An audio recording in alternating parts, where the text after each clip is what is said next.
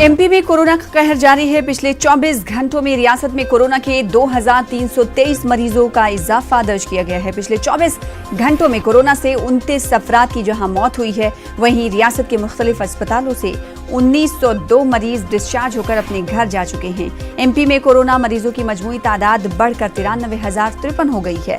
रियासत में कोरोना से अब तक 1820 लोगों की मौत हो चुकी है। रियासत में कोरोना के 69,613 मरीज सेहतियाब होकर अस्पतालों से अपने घर जा चुके हैं। रियासत में कोरोना के 21,620 मरीजों का इलाज जारी है। कोरोना मरीजों की बढ़ती तादाद को देखते हुए सीएम शिवराज सिंह चौहान ने शहरियों से होशियार और मोहतात रहने की अपील की है। वहीं जबलपुर हाईकोर्ट को चीफ जस्टिस A.K.